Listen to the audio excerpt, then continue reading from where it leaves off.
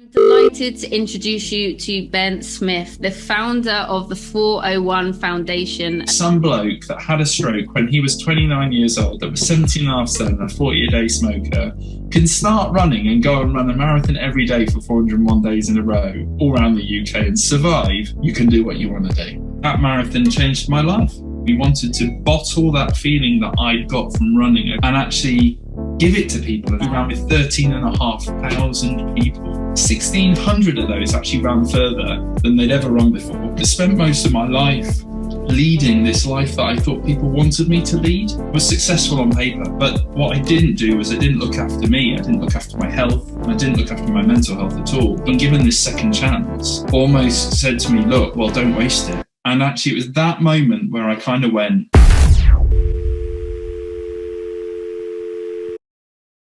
in this episode, I'm delighted to introduce you to Ben Smith, the founder of the 401 Foundation, a nonprofit that was set up in legacy of Ben's unimaginable 2016 challenge of running 401 marathons in 401 days to raise over £330,000 for two anti-bullying charities. Ben continues to positively impact the people around him and uses his time and energy to raise funds to help the 401 Foundation continue its life-changing work. The 401 Foundation helps to provide accessible grants to grassroots and community projects who are helping support individuals, community groups, and organizations by building self-confidence, self-esteem, and promoting positive mental health. Ben is a huge inspiration to the running community. He has been an incredible inspiration to me on my own fundraising journey, and he is definitely my kind of person. And I have no doubt that he will soon become your kind of person too. So welcome to the podcast, Ben Smith. Thanks, Meg. Wow, what an introduction. What a guy. That's all I have to say. It wrote itself. You made me blush. And I can see it in full definition. Yeah, exactly. Yeah. Exactly. But Ben, I know you are well into the start of your training and all the organization for your next challenge. So genuinely, thank you so much for sparing some time to come onto the podcast today. And before we discuss your latest challenge and how the training and all the work is going on behind the scenes, I'd like to start each episode by mentioning how myself and the guest cross paths. Now, I probably think your first recollection of me was most likely me reaching out for you to be a guest on the podcast. But I actually first met you very briefly during a past London Marathon race. Wow. Okay. So I ran past, all very quick. But I remember the atmosphere around you was just so lovely. There were so many runners, including myself and my friends, that were so happy to see you running there and the awareness that you were spreading for the causes.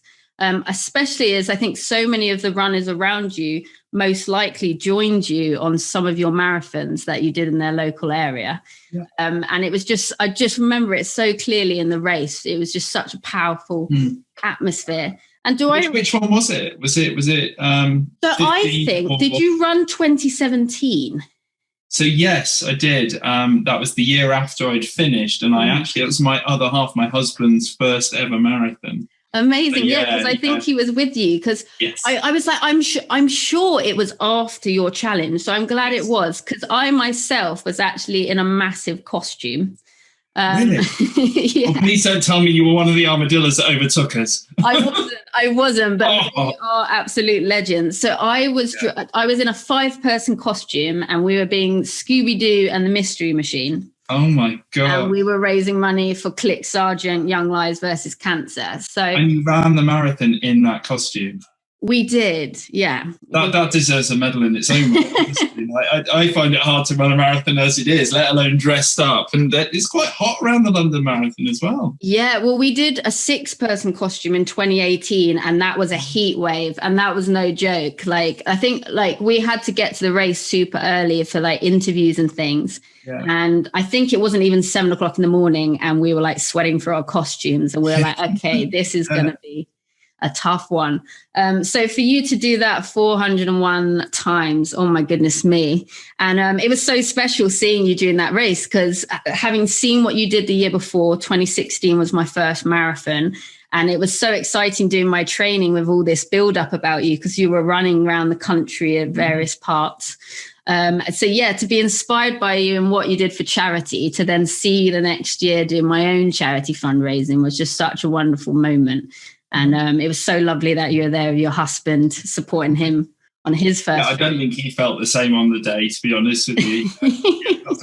If we get a chance, I've got a funny story about that marathon that I'll be able to tell you. So. No, please go ahead. Why not? Oh, right. Okay. Now, yeah. Well, it was kind of coming up to the finishing line, really, because we trained together a little bit. Now, a lot of people that know both of us know full well that when we first met, he hated running.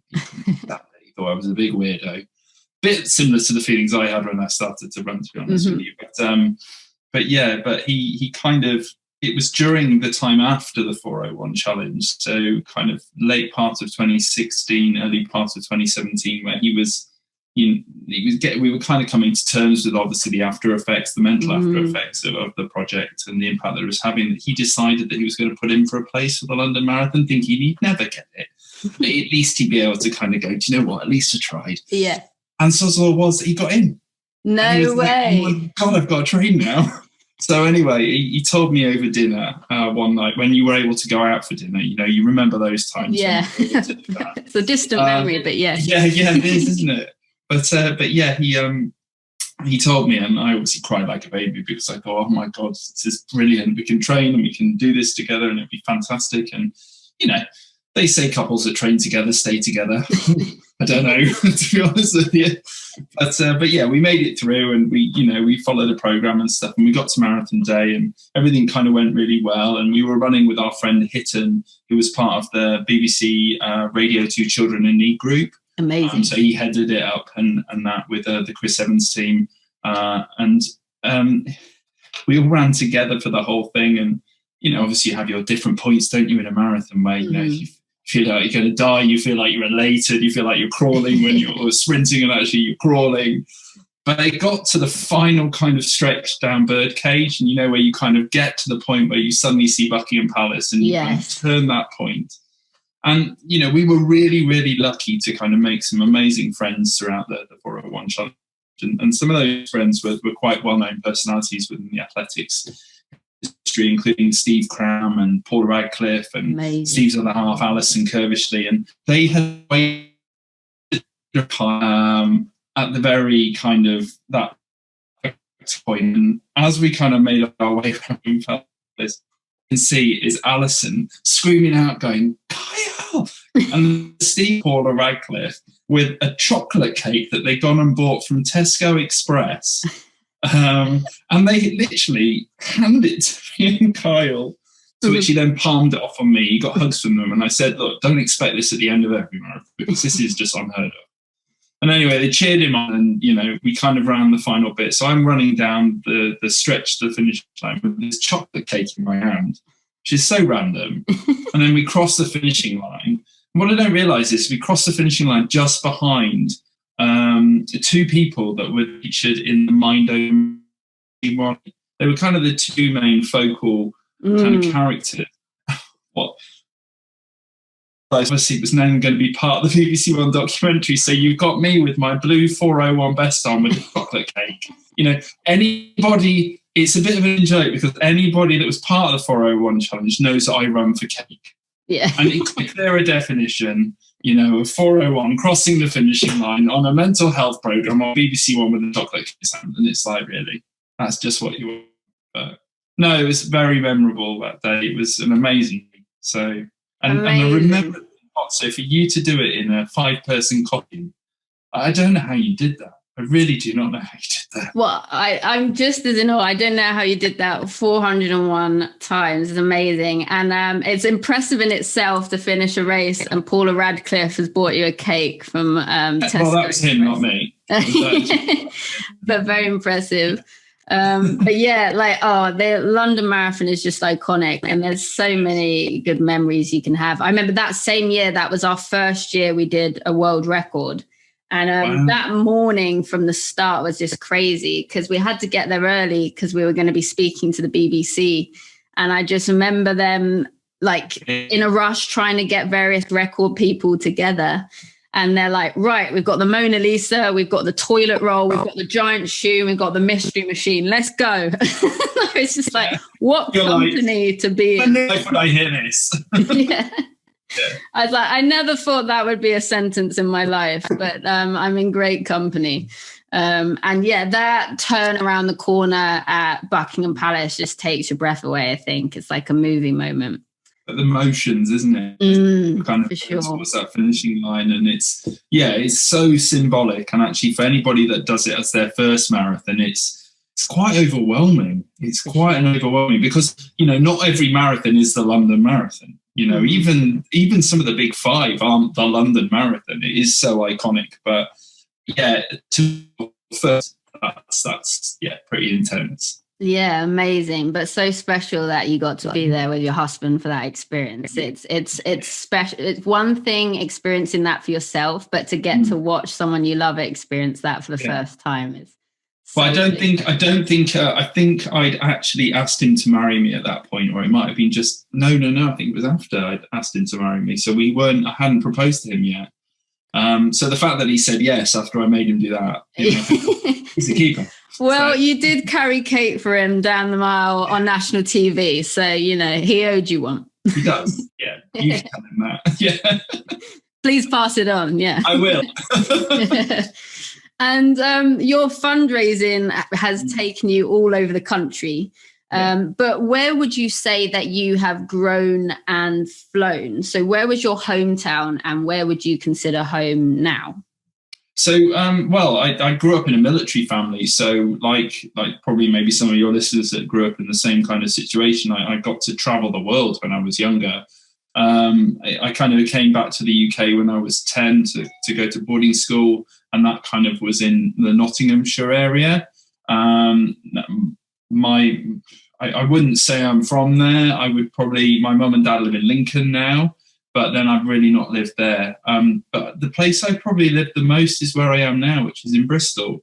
I've been here near enough 16 years and wow. I absolutely love the West Country. I'm going to be biased about it, but it's got everything. I literally live right next to the sea on a marina. I love water, considering I haven't actually done any challenges yet which involve water. That might be challenge number 3, you never know. But land-based for me at the moment. But I got some amazing kind of trails and paths around here to run, and I just love it. It's just a chilled out kind of vibe down here that I really love. So yeah, I've grown and also flown down here, I suppose. Absolutely. And what a beautiful part of the country to grow in. And where in that journey did you start to develop your passion for running and fundraising? Did you ever think that fundraising would be such a significant part of your life? And were you always passionate about running? I suppose no and no, to be perfectly honest with you. Like it's funny. It's been, I believe, 10, it's near enough been 10 years since my life changed completely. Literally, I went almost 180. Wow. I was 29 when I kind of suffered from a stroke.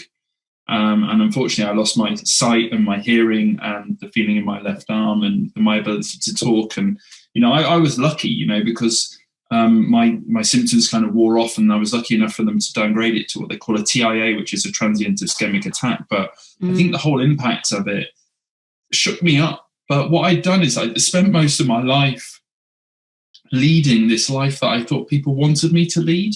I was bullied quite badly at school when I went away to school here in the UK when my parents lived abroad. And I was kind of immersed in this culture, which was very materialistic. And I was told that actually the way I thought was wrong. And, that had an effect on my confidence and my self-esteem. I was being told I wasn't good enough every single day. And then at 13, realizing that I was gay, but then being told that being gay was bad as well. I kind of felt like I had to cover all that up and just be what everybody else wanted me to be. So that's what I did. And I led my whole life until 29 like that, through 2 suicide attempts, unfortunately, when it got really bad. I don't get me wrong, I think I was successful on paper. I think that's a story that a lot of people can relate to. Successful on paper. I was earning 80 grand a year. I had my own house. I was married to a woman. You know, we were thinking of a family. We had cats. You know, it was that serious. But what I didn't do was I didn't look after me. I didn't look after my health, and I didn't look after my mental health at all. But where I thought I was happy, I wasn't, because I was living in this reality that I had kind of fed from what other people wanted from me. So at 29, I was 17 and a half stone, and I was a 40 a day smoker, and I drank myself under the table every day. As I've told you, I was married in a relationship I shouldn't have been in, doing a job where I was working 80 hours a week, you know, for something, a life that I thought I wanted, but actually wasn't the life that I did. So in a way, and I know it sounds quite crass, but thank God I had a stroke. Because actually even though it was probably one of the scariest moments, and I know how lucky I am, because don't get me wrong, there are so many people that aren't lucky like me, and so many people that do have strokes that have lifelong debilitation afterwards. And I know it sounds sad to say that I feel lucky, but actually being given this second chance almost said to me, look, well, don't waste it. But unfortunately, what happened then was that there's this realization I had to change. But what I didn't possess was the ability to do that. So I hadn't learned, you know, the skills in how to change or how to move forward. And it's almost like I had to uncondition the way I was thinking, strip everything back to the bare bones, really look at what made me happy in life and what I wanted. But before I could do that, I had to make some tough decisions. I'm in the throes of getting a divorce, coming out. And it was probably a year after my stroke in Bristol, a friend of mine sat me down at a pub, and well, in the southwest, pint of cider, standard one a day down here. I'm sure anybody from the southwest listening will agree. We were drinking a pint of cider, and I just was moaning at her, and she just said to me, "Look, I'm sick of it. I've had enough with you." And obviously, I don't know if you've ever had a friend say that to you. You're kind of taken aback because you think your friend's supposed to be the supportive one. Yeah, absolutely. And actually, I think she just had it up to here with what I was saying, and I was moaning about wanting to get fit and healthy, and not doing anything about it. I was this guy, I'm going to do this, but didn't, and all those things. I'm going to have this life, but didn't have this life, and all I do is moan about the stuff, not do anything. Yeah. And she just went, "Look, I'm sick of it. What?" I said to her, "Well, look, what do you want me to do about it?" And she went, "Well, I'm glad you asked." I went, "Oh, yeah." Sank a little bit. "Why don't you come and join my running club?" And I just remember I'd taken a sip of a pint, and I just thought, "What? You want me to run?" I thought, look, I'm 17 and a half, only I'm a 40 a day smoker. I was the guy that drove past runners with a fag hanging out the car window thinking they're weirdos. Head to toe cladded in lycra. I thought, I'm 17 and a half stone. I ain't going to look good in lycra. I've got rolls, And I thought, why would I ever want to do that? My bullies were sports at school. I never had a kind of, excuse the word, but like a penchant for sport or something like that. I didn't have this kind of ambition to be sporty when I was a kid. That was my brother's bag. So I'd never really got involved in it. And also because my bullies were there, I didn't want to attack. So to think that sport was going to be something going to get me out of this rut was a complete foreign thing. So, but, she pulled me up on it, and I kind of felt like so I kind of thought, well, I'd better go. So I did. I rocked up to a running club on a Tuesday night in February, and it was freezing cold. I went in baggy tracksuit bottoms, a hoodie. I had my hood up. I actually thought my heart was going to beat so fast that I was going to die. Oh my goodness. All these negative connotations.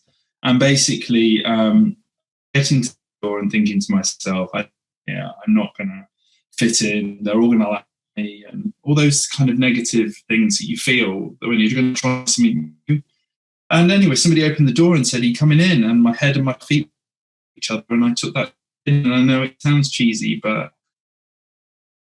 I paid 50p into the pot, which is what you had to my run club. I turned around and I scanned the room, and there were loads of people, and there were those really tall, skinny people, that in their vests and shorts, and it's -9 degrees outside. And they're all directing. They're runners. I'm not. Scanning the ring for people that look like you. And I found this group of people in the corner that looked like deer in headlights, basically. And they were the Couch to 5K group. And it was that night they were doing the 5K. So I got on with it. Good for you. Well, I'd like to say I ran, but I walked.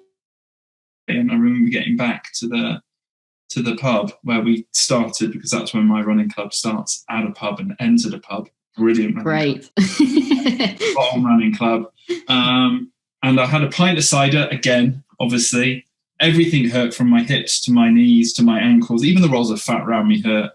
But I think what changed my life at that point was the fact, and again, it's going to sound very sadistic, but for the first time in 20 years, I felt something. And it was pain that I felt, but I felt something. I've been so numb for 20 years. And actually, it was that moment where I kind of went, maybe there's something in this. I didn't fall in love with running to start with, don't get me wrong. I think it's quite rare. Some people it does, they're the lucky ones. The rest of us have to work in it. Yeah.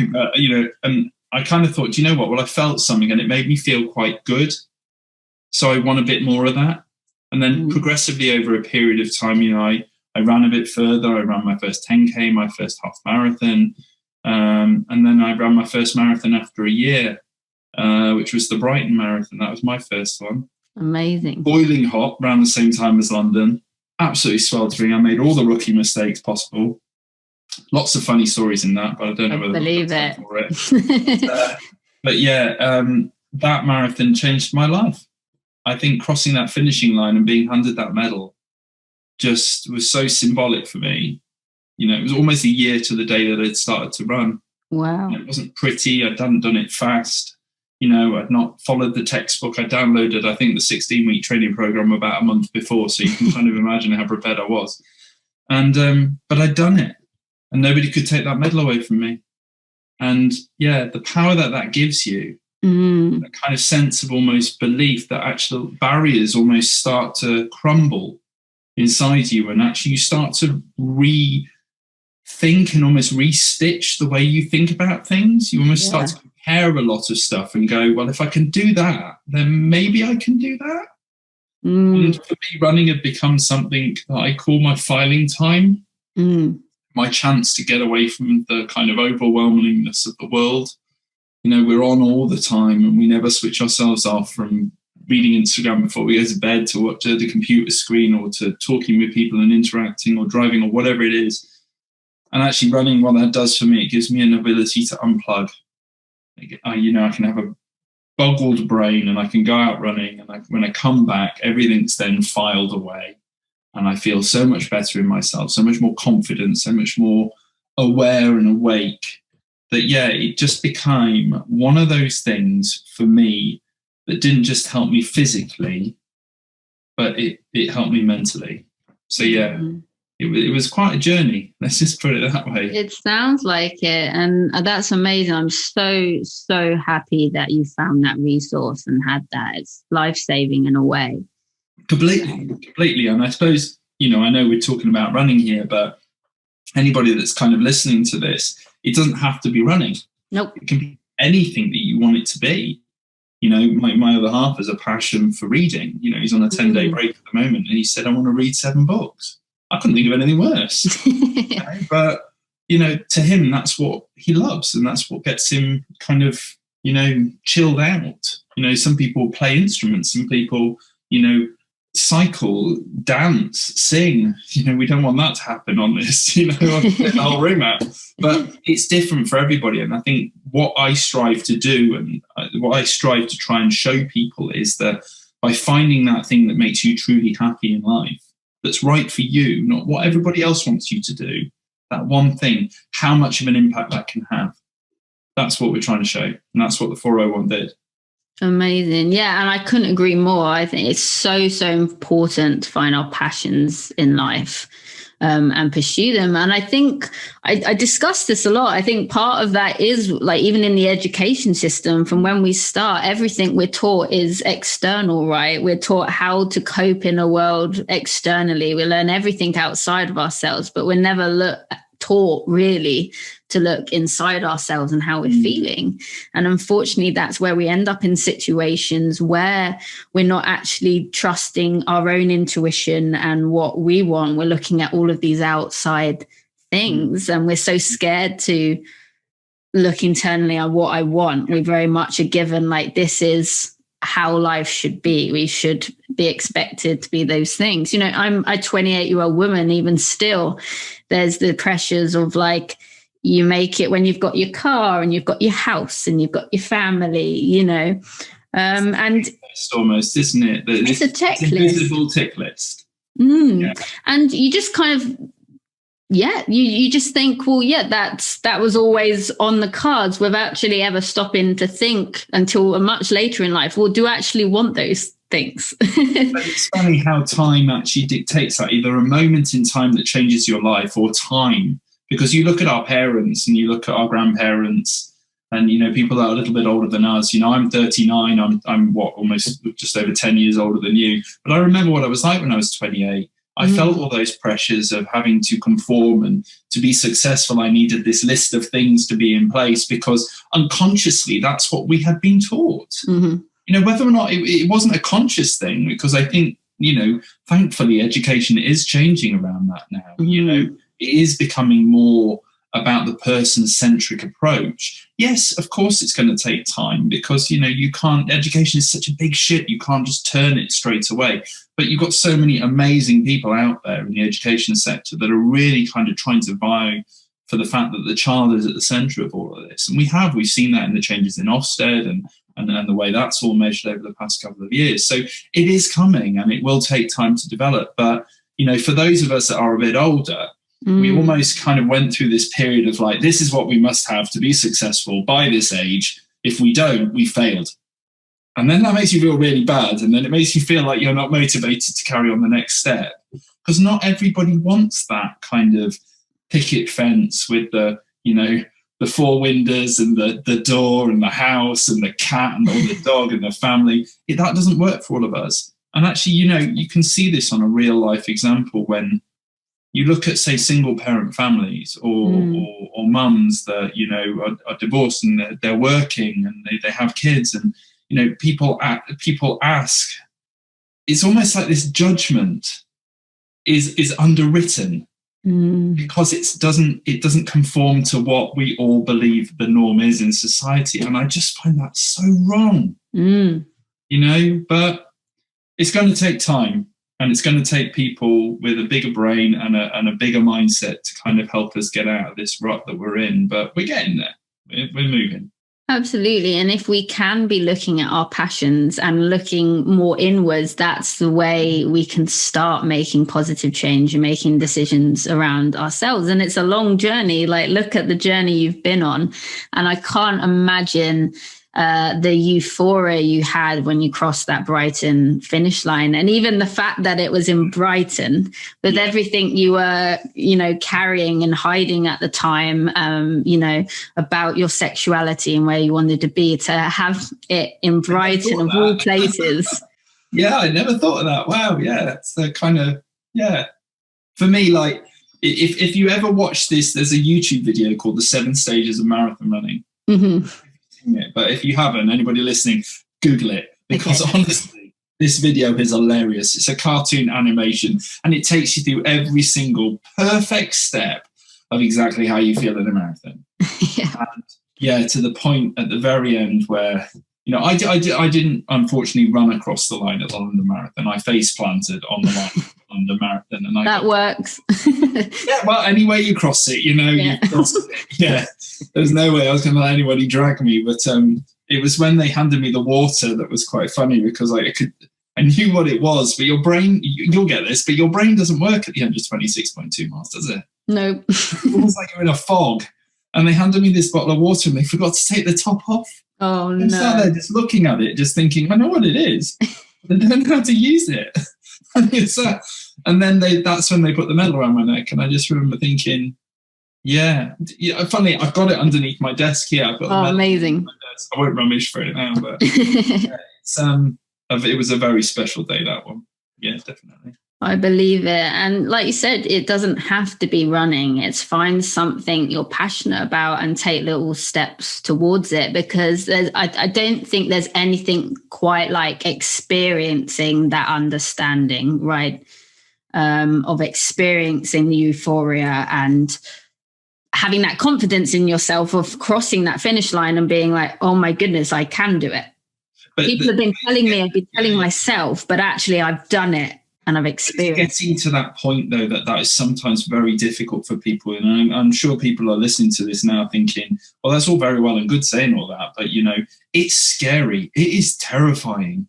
When you realize that the life you've been leading is not the life that you want to lead, you, of course, and don't blame yourself for sat there thinking, I'll just carry on because it's easier. Maybe it's not the perfect life that I wanted. And maybe, I feel like I'm a bit too old to do this, or, I can't change because I've got all of these. I wouldn't blame people just to sit there and go, that's fine, easy life. But for me, that wasn't what I wanted. I had spent 29 years pretending to be something that I wasn't. And actually all the energy and all the stuff that I built up over that time, through the suicide attempts, to the anxiety, to the lack of confidence, to that almost kind of paying homage to, this life that I felt I should lead. The moment I decided to come out, the moment I decided to get divorced, the moment I decided that actually I was going to go and do and figure out what I wanted to make me happy, it's like all that energy that I'd used to do all that other stuff before was suddenly free. All I did was transfer it. And actually that's where I feel that it was right. And don't get me wrong, I didn't wake up one morning and go, do you know what? Excuse my French here, but for shits and giggles, I'll, you probably bleep that out. But for shits and giggles, I'll go and, run a marathon every day for 401 days, because nobody thinks that. That's completely nuts. And even I know that's completely nuts. But it was a journey, from finding that love of running to understanding that running gave me confidence. It gave me my self-esteem back. It gave me that sense of community. I was never fast. That was not why I ran. I ran for cake and the social aspect of it. That's why I ran. But for me, what running did was it gave me the ability to go and talk to somebody about the things that had happened to me when I was a kid, and I hadn't dealt with that. And actually seeing a counsellor and talking to that lady about all the stuff that I'd been through, and actually in an environment that I wasn't being judged in any way, which is exactly the same as the running community. I was never judged there for who I was or how much money I earned or whatever. It was almost like it was the right time to have those conversations. And I did. And when I came out, my final counselling session, I would say fully cured, near enough. Amazing. I vowed to myself that actually I was going to take my past and I was going to make something good of it, because I didn't want to waste all those experiences that I'd had. I'd had those for a reason. What was I going to do with it? And over a period of time, that's what turned into the 401 challenge. Incredible. There's kind of no stopping us now. Yeah. And I don't mean that in an arrogant way, but, we've done the 401 challenge and that was an incredible project. But the next 5, 10, 15, 20 odd years, they're going to be amazing, because we have got such big plans. Yes. And actually we want to change the world. We do. And I know a lot of people listening will think, oh my God, that's a really big and arrogant statement. But you know what? It takes statements like that to change the world. You know what? Even if we fall just short of it, we'll have still done something good. Absolutely. So. What an inspiration. And we've mentioned briefly a few times now about your incredible 401 marathon challenge. That was back in 2016. Please, could you tell us a little bit more about the challenge? Because that's where a lot of it started, right? And what inspired it? What did that experience involve?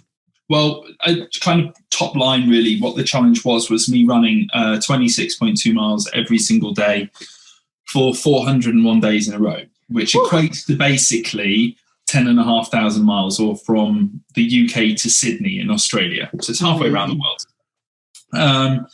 And it was to raise £250,000 for 2 anti-bullying charities, Stonewall and Kidscape.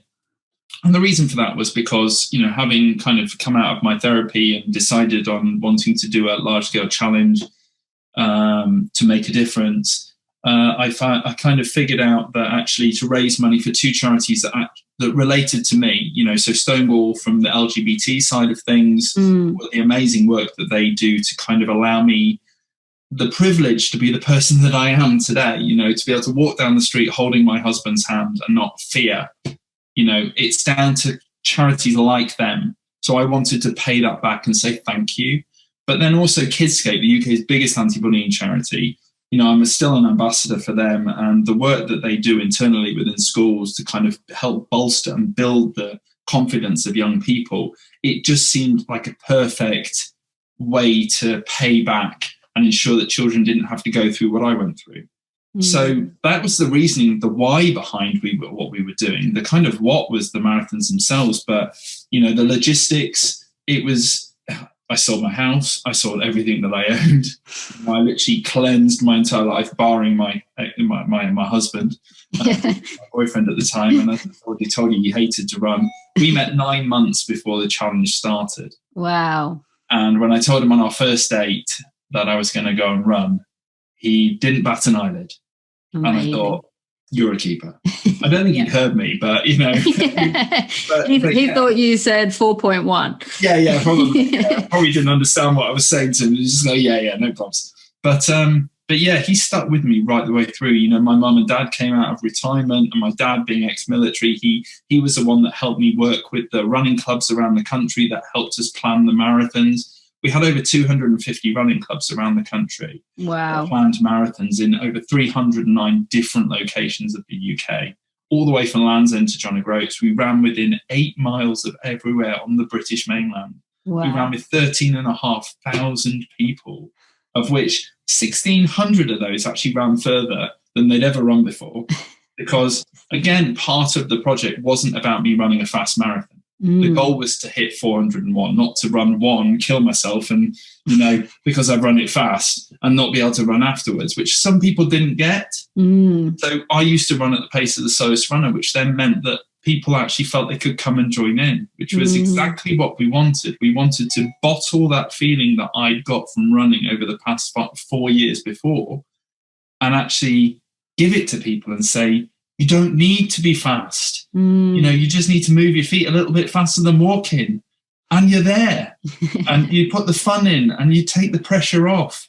We had over 500 people run their first marathon. And I'm not talking people that had trained for it either. We had one lady, and it was actually in Kent. It was on the day that we crossed the line in Whitstable, the world record line. She never run more than 3 miles in her life before. Oh my goodness. But she had a personal reason, and I won't share it, but she had a personal reason as to why she was getting involved. And that day she ran her first marathon. What a woman. I know.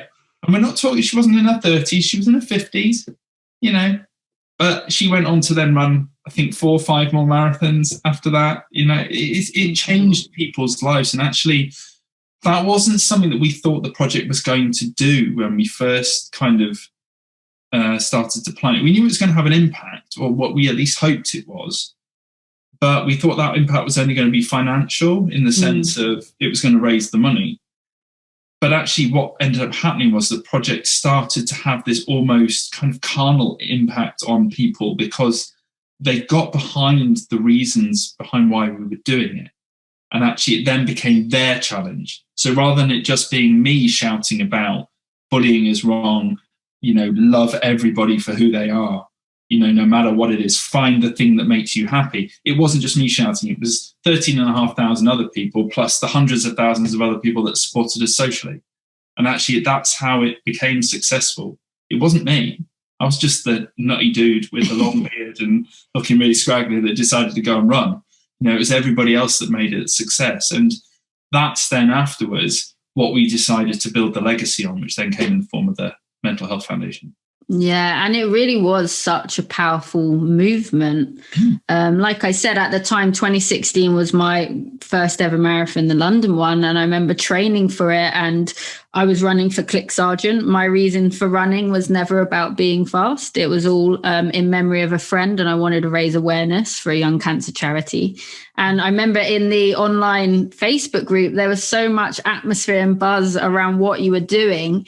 Not only like for you as an individual, what an incredible feat to achieve as a human being, but again, like you talk about this movement and the positive energy it created. And there were so many people that were doing their marathon for the first time. And again, we're all part of a charity group. So that is most people's drive is for the charity. A lot of them weren't runners, and seeing you running around the country and then hearing you're going to be in their area, it really created just this positive effect around running. There were so many first time runners that were like, oh my goodness, he's coming to my area, I'm going to run with him. And I speak to this person and they've never run before. Yeah. But do you know what? You say it was helpful to them, but it was so helpful to me because actually, I'm you probably can tell I like to chat. I'm a chat cat. I love to chat. I'm not one of these silent runners. You can't shut me up when I'm on a run. But I think it was some guy said to me that if you can run and talk at the same time, you're running at the perfect pace. So I've always stuck that in my head. Yeah, I think it was my friend Colin that told me that. But yeah, for me, like I'm the same as you. Running was about the people. It was about the experiences, and actually having all those people turn up at different locations around the UK, was such a huge support for me, because if I had to have done them all on my own, I don't think I'd have been able to do it, to be perfectly honest with you. I think I probably would have given up. But knowing that I was almost being held to account every day at times, that was good to feel needed in that sense. But also hearing people's stories or being part of people achieving things that they never thought they could achieve. When you see that look in someone's eye, when they've gone a little bit further than they thought, they broke that barrier that they thought, I'm never going to get through that. And then they go a little further, and it's almost like this, it's like almost they become a child again. Yeah. And yeah, that was what kept me going every single day. Genuinely, that is what kept me going every single day. And I just wanted to bottle that. And in a way, this is what inspired the 401 Foundation. If you can build someone's confidence and you can build their self-esteem, and if you can empower communities to be, whether or not that's financially or through awareness, to be able to almost pocket that and build that even further so it almost becomes sustainable, then we can start to change society and its attitudes towards things. And actually, that's what the foundation is about. That's what our goals are. Big and lofty. No, but like, what a way to change the world. And you really are doing such incredible work. So speaking of the 401 Foundation, when was this founded and what do you hope it contributes to the world? Yeah, well, so it was founded in 2017. So it took us a little while after the 401 Challenge, about a year or so, to kind of figure out what we were going to do, because I'm sure you can imagine after doing what I did, there was kind of both a physical and quite a mental effect to what I did afterwards. And, it got quite dark and depressing, not in the sense that a lot of people think, well, you didn't have the limelight on it. And I was never bothered about that. That wasn't it. That's still here. People still want to know about it. People still want to hear about it. People still buy the book. They do, it's still alive. So that wasn't it. It was more the fact that I'd achieved a goal that I spent so long trying to plan for and to achieve. And then what I hadn't really thought about was, what was I going to do after? So it's almost, I liken it to a bit like somebody retiring, or, a professional athlete or sports person, or somebody that's done something quite routine throughout their life to the point where they suddenly then stop that, whether or not that's through injury or through choice. There was no purpose after. And I had to refine that. And I had to figure that out. And what I didn't want to do was fall into the same mistakes as what I did kind of growing up, which was to do what other people told me to do. And trust me, there were a lot of people going, oh, well, why didn't you do this? Or why didn't you do that? Or do this or do that? And I had to figure it out for myself. But Unfortunately, that took a lot longer than what I hoped it was going to because of the mental effects. I suffered quite badly from depression afterwards because my body, unfortunately, was reacting to what it was that I'd done. 401 days of running 26.2 miles, the impact of breaking my back during the project as well, which I did up in Aberdeen. So then running ultra marathons to make the distance up, it all culminated in this point where my body just went, right, my turn. My turn to recover. So it just shut down. And unfortunately, what that meant was that I suffered from insomnia. Insomnia. I suffered that for a couple of months. And obviously, we all know what we're like when we can't sleep. We lose our minds a bit. And unfortunately, the doctors had to put me on antidepressants, which, at the time I was a bit ashamed of. And I thought, oh, well, this is great. I've done all this amazing stuff and now I'm on this. But actually, now I see that actually I needed that in my life at the time. And the doctors that I had were incredible. And then, along with my family and my husband and the friends and the supporters that we have, got me through that period. And to the point where I then had time to really just take a step back and go, what do I want to do? And through all the things that I've discussed with you today, it all culminated in this idea of just wanting to instill people with confidence and self-esteem to make sure that they believe they could lead the lives that they want to lead. Because if we can create a generation of people like that, so that's all we have to do, create a generation of people like that. It filters down through taught. So yeah, that's what the foundation does. We empower local communities and local projects through financial grants. And this is the aspiration. We managed to support a couple, not as many as we hoped at the moment, but we're building and it takes time to do that. That's what Path to the Next Challenge is all about, getting money in to be able to help us achieve that stuff. But our aspirations for the next kind of 5 to 10 years are quite simple. We want to get to the point in the next 5 years where we're handing out £1.5 million worth of grants every single year. And we're talking grants of nothing to £3,000. So small grants, not big, massive grants like the National Lottery or other organisations like that. We want to help small local community projects. And that money can be used quite powerfully for projects like that. But what we also want to do is we want to create connections between our donors and those projects as well, because not only do local community projects require money, they also require a lot of other things as well, because normally what you find is a lot of these local community projects are run by one person or an individual that does it part-time because they have a job or they volunteer, and actually having other people with experience to be able to kind of almost volunteer that experience in through being made aware of this project in the first place, can be almost as valuable as handing them a check for £3,000. Yeah. So the money that we're hoping to raise off the back of the next project, which is £500,000, half of that will go towards supporting community projects in the form of grants. And the other half will go to helping us become sustainable as a charity. And what that will involve is the development of a national wellbeing app that allows anybody within the UK to access up to 401 different thousand initiatives and projects around the UK that can support them with their well-being. Wow. So these are all local community projects because, we're all different. We all suffer from mental health. Let's get that out in the open straight away. We all suffer from it at different times in our lives. We're all different. So therefore, we require different treatment. One thing is not going to solve it. So giving people the access to all these different types of projects around the UK will give them the ability to make that choice themselves, but for something that's right for them. But also, as I said, we want to connect our donors to the projects to help those projects then build and become more aware in those areas and financially stabilize themselves. And the way we plan to do that is by introducing a 200-strong volunteer ambassador network, which will be 401 ambassadors dotted all around the UK that will kind of help us raise money in local community areas to sustain the charity going forward, but also help kind of connect us with local projects that we might not be aware of and almost complete that circle of support so communities start empowering themselves. That's the goal, that's the dream. And it's going to take a bit of time, but yeah. We'll such a smart one as well. Like, I love so many of the things that you touched upon there. One of them being, we discussed it in the very first episode of this podcast, the fact that positive change takes time. There's no way about it. And sustainable change takes time. It takes consistency. It takes a lot of work, but it's absolutely worth it. And, you know, all good things do take time.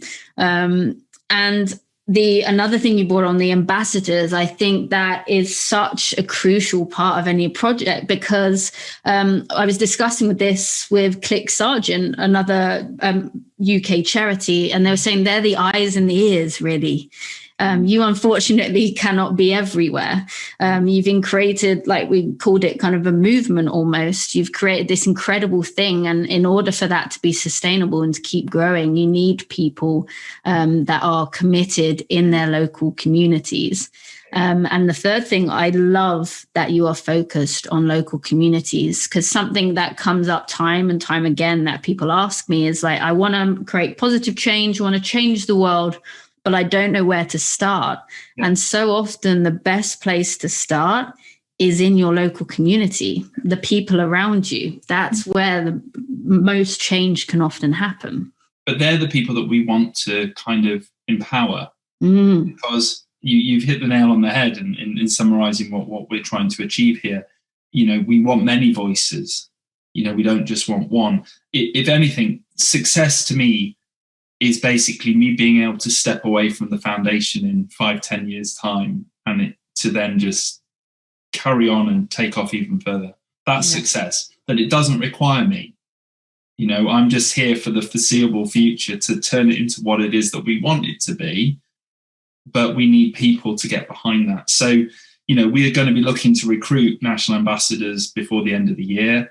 We've got a big school wellbeing program linked to our next challenge we're launching at the end of this month. Obviously, we've just launched our next project, our charitable project, which is super exciting. That's taken a goddamn ages to fund. But, you know, yeah, it's taken blood, sweat and tears to fund that, especially during COVID as well. But yeah, you know, come back to us in 6 months time, 6 years time, and hey, you never know. We might be. I have no doubt, especially with how smart your thinking is behind it, that it'll be bigger and better than ever.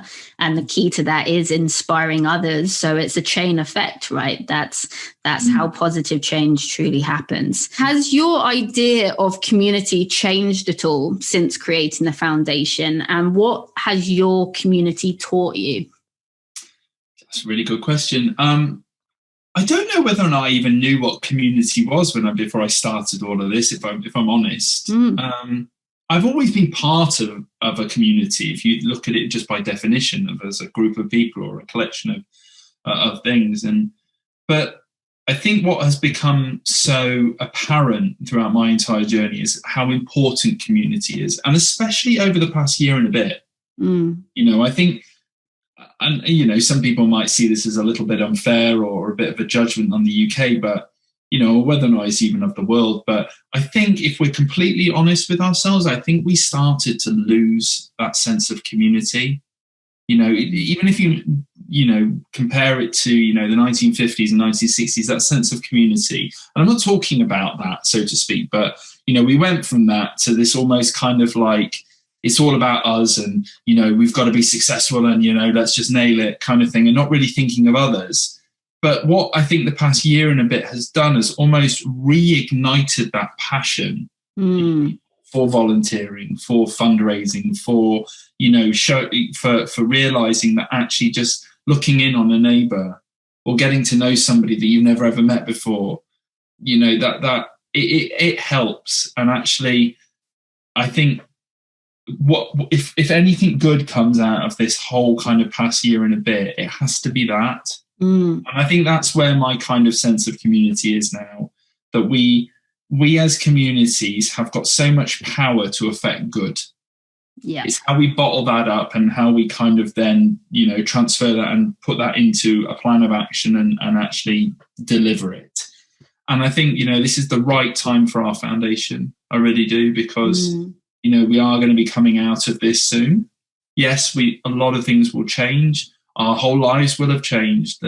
You already see it with people suffering from the issues around isolation, the anxiety around that, you know, the fear of having to kind of almost go back to this sense of normality. But, you know, there is going to be no sense of normality. Normality has changed, and that is the reality. And that is scary for some people. But actually what we also need to look at it is as an opportunity to take all the things that we've learned for good out of the past year and a bit and bring those into the new world. That's what we've got to do. And that's going to be difficult because there'll be a lot of people that just want to get back to how it used to be. Definitely. But, you know, a lot of people have got a bit more of a work-life balance now. A lot of people are reassessing whether or not they want to go back to an office. A lot of people are reassessing whether or not, you know, what they've been doing is right for them. And actually, if the decision comes that it isn't, that is okay. Yeah. You know, at the end of the day, you sometimes have to be a little bit selfish to be able to be there for people in the future. Definitely. I couldn't agree with you more. And I think it ties up nicely with what we were saying earlier of quite often growing up, we kind of follow this idea of who we should be and the things we should achieve. And something the pandemic has shown us, because so many things have been taken away, people working from home and not going into the office, people having to make difficult decisions and possibly losing jobs or getting tighter financially, all of a sudden, when we remove these outside outlets or things that were such a big part of, or we thought was such a big part of who we are, all of a sudden people are having to redefine or work out their purpose again. And what is so uplifting and is such a positive result of the pandemic is I believe so many people, when it came down to it, their purpose is community driven. And they looked at how can I help? So without all of these things that were keeping me occupied and that were so much part of my life and my day, who am I and what do I contribute? And I think there's been some beautiful, beautiful outcomes of that. Yeah, definitely. I just hope that we can keep that going. I really do. I hope we don't just kind of fall back into this almost self-contained kind of way of leading our lives. Yeah, that would be really sad to see if that happens. I agree. I'm sure it won't. I'm sure it definitely won't. I think too much has changed. We've gone too long with the behaviours that we now have. I think there's real positives for the future. I really do. And I, for one, am really, really excited about what the next kind of 5-10 years holds. I genuinely am. You know, even if this, you know, doesn't work, even if the plan that we're trying to do now doesn't work, we'll find another plan. We'll still get to the goal that we want to get to. We just have to do it a different way. The 401 Foundation, I think, is going to continue to inspire so many people and continue that positive effect moving forward. And before we go, we've touched on a few topics here of the power of running and mental well-being. For anyone who has been inspired by your work and would like to do some of their own fundraising, or like you said, find kind of their own passion in life, what would you say to encourage people taking on a new challenge for charity? If it's something that you want to do, simple, do it. It's that simple. Don't procrastinate about it. Don't go, oh, but I won't be able to raise that much, or oh, I don't know how to do this. Just get started. Just figure out what it is that you want to do, and then just go for it. Other things will start to fall into place. Don't think that we had the whole 401 challenge planned out, you know, when we started. I was on the start line in Bristol on the 1st of September in 2015, having sold everything with a camper van there. My mum flogging wristbands out the back of the camper van thinking, are we going to be able to afford it until the end of the week? I don't know, you know, but it's a lot of people, they think everything has to be planned. And yes, that comes down to security and personal things. But actually, do you know what? Sometimes just taking that step back and going, actually, it doesn't need to be meticulously planned. Just do it, because that's what stops you. That's what stops most people. Yeah, I think, I'm going to do a shameless plug now, but in the book... please do. I don't mean that in the way I'm saying, but there is a lot in the book about exactly that. And hopefully what we found is a lot of people that have read it, we've sold, I think, over 10,000 copies, which is amazing. But what we found is that, you know, a lot of people that have read it have kind of, they see the story as something that's very relatable to them. And that's how we wanted the book to be. And actually it explains a lot of what we've talked about today. And hopefully what it'll end up doing is inspiring people to take that next step, whether or not that's, you know, to quit the job that they don't want, or to start that crazy career that they thought was absolutely nuts. But, you know, at the end of the day, some bloke that had a stroke when he was 29 years old, that was 17.5 stone, a 40-a-day smoker, can start running and go and run a marathon every day for 401 days in a row all around the UK and survive. You can do what you want to do. Trust me. There we go. There ain't nothing more crazy. Unless you want to do that on the moon. And then, hey, shoot me up because I'll work for that challenge. Exactly. The future looks bright, and what an inspiration and what incredible advice to leave us on. So thank you so much for sharing that. You mentioned your book, which has, I've read it myself. It covers your incredible story, but not only that, a lot of other topics that we discussed today. In addition to the book, where can people follow your work and how could they support you further? So from the foundation's perspective, the best place to kind of point you guys is to our website, which is the401foundation.co.uk. So you can read about what the foundation is, why we do what we do, which is the important thing. There are ways in which you can get involved. You can read about the impact the USA Challenge will have on the foundation, and potentially going and as we go forward, you know, how you can get involved if you want to become an ambassador or get involved within the network. But from the challenge side of things, which is through the 401 Challenge, again, you can visit our other website, which is the 401challenge.co.uk, or you can follow us on social media at the 401 Challenge, and that's on Facebook, Twitter, and Instagram. And yeah, that's where you'll see the day-to-day updates of me brutally training myself and trying not to fall off my bike, which is sometimes more comical than ever.